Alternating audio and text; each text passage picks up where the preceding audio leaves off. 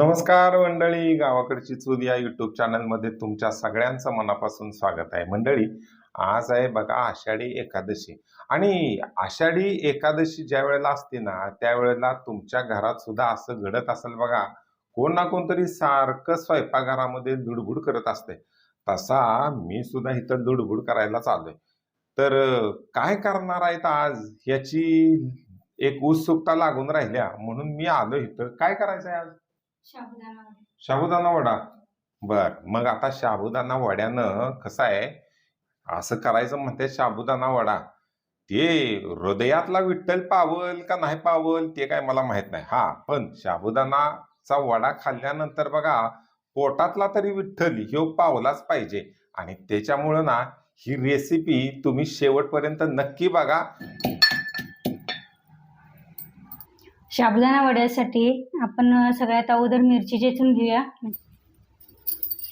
एक 4-5 मिरच्या आपल्याला तिखटाच्या मानाने, म्हणजे जेवढं आपल्याला तिखट हवं तेवढ्या प्रमाणात आपण मिरची घ्यायची, चेचून घ्यायची मिरची. यात आपली मिरची बारीक कुटून झाली, यात मी बाजूला काढून घ्यायची.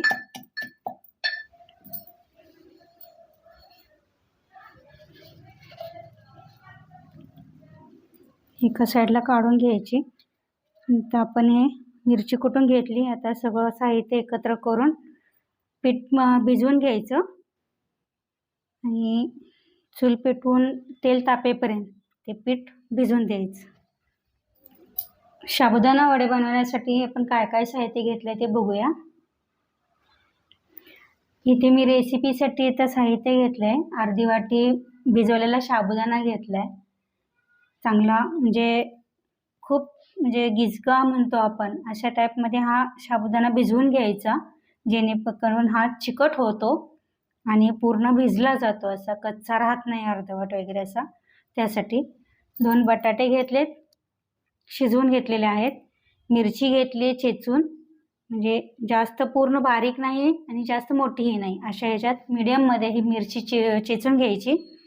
शेंगदाणे भाजून बारीक करून घेतलेत, कुटून घेतलेत आणि चवीसाठी मीठ घेतलंय. तर इथे आता आपण हे पीठ भिजवून घ्यायचे. साबुदाणा घेतलाय, त्यात आता हे मी हिरवी मिरची घालून घेते.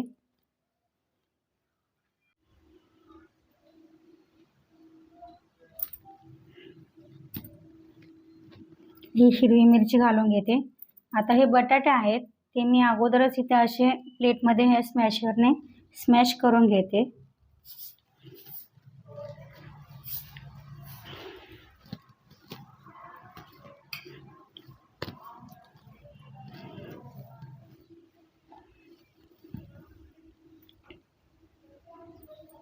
हे आता स्मॅश केलेले बटाटे मी यात मिक्स करायचे.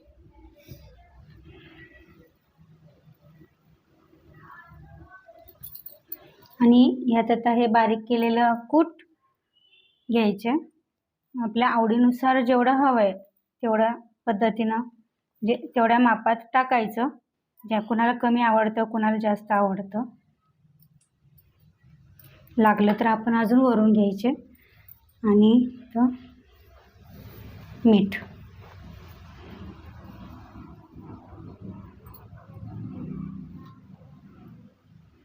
बस, हे सर्व आता एकत्र आपण हाताने मिक्स करून घ्यायचं, लगदा केल्यासारखं.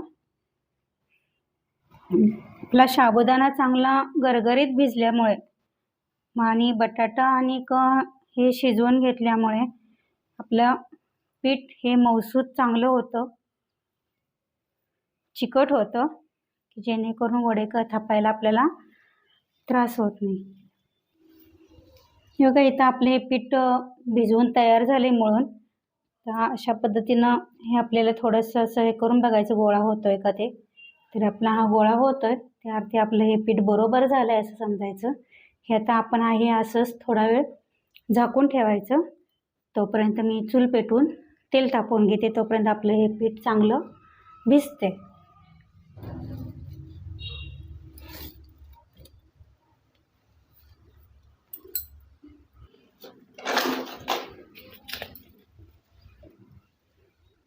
तर आता आपली चूल पेटत आली, त्याच्यावर आपण आता ही कढई ठेवून घ्यायची.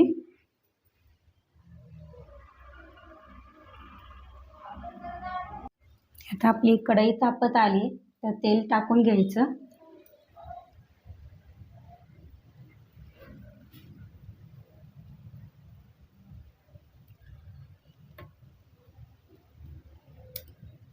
आणि आता आपलं तेल तापत आलंय, चांगलं कढायला लागले, तोपर्यंत आपण हे वडे थापून घेऊया. थोडंसं हाताला असं तेलाचं बोट लावायचं, जेणेकरून वडे चिकटणार नाहीत म्हणून हाताला आणि ह्याला. आणि छोटे छोटे वडे आपण तळून घ्यायचे, बनवून घ्यायचे. हे अशा पद्धतीनंच आपण हे सगळे वडे थापून घ्यायचे. आणि आता आपलं तेल पण गरम झालंय, तर हे झालेले वडे मी तेलात तळून घेते अगोदर. ह्या अशा पद्धतीनं जास्त जाड नाही, जास्त पातळ नाही, असे ह्याच्यात हे वडे थापून घ्यायचे. आपलं तेलात वडा सोडून घ्यायचा. तेल चांगलं कडक तापवून घ्यायचं, जेणेकरून हा वडा भाजला जातो चांगला आतून बाहेरून. थोडंसं वरून पण तेल सोडायचं. आता आपलं एका साईडनं भाजलंय, पलटी टाकायचं आणि दुसऱ्या बाजूने पण चांगला भाजून घ्यायचा. हे आपला आता वडा चांगला भाजलाय, चुरचुरायचा पण बंद झालाय पूर्ण, म्हणजे चांगला तो आतनं बाहेरनं भाजलेला आहे लालसर कलरवर असं. तर आता आपण ही बाजूला काढून घ्यायचं. तेल चांगलं नितळून द्यायचं.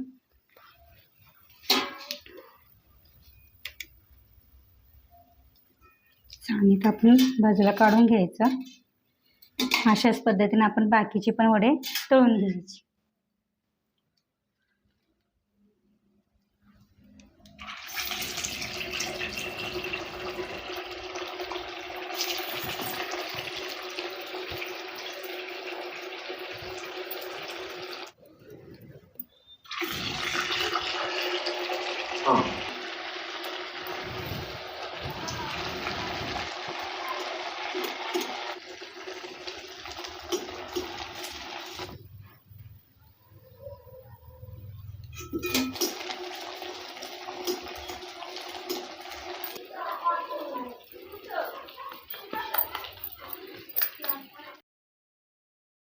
तर मंडळी, गावाकडच्या चुलीवरती हा आषाढी एकादशीचा साबुदाणा वडा, खमंग साबुदाणा वडा तयार झालेला आहे बघा.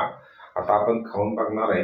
पण कसं आहे, हे जर तुम्ही घरी केलं तर तुम्ही वडे अजिबात मोजून ठेवू नका बरं का. कारण एक माणूस जर एकच खाणार असं जर म्हणला तर तो 4-5 वडे संपवल, त्यामुळे मोजून ठेवायचं नाही. अतिशय मस्त. ह्या साबुदाण्याच्या वड्यामुळे का नाही, हृदयातला विठ्ठल पावल नाही पावत, पण पोटातला विठ्ठल तरी नक्कीच पावल बरं का. तर तुर्तास इथंच थांबूया. मी कॅमेरा बंद करतो, नाहीतर इकडं रुसवा होईल आणि वडा खायला मिळणार नाही.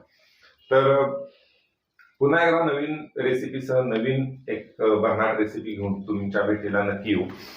हा व्हिडिओ आवडला तर नक्की लाईक करा, शेअर करा, तसेच सबस्क्राईब करा आमच्या गावाकडची चूल या YouTube चॅनलला. खूप खूप धन्यवाद.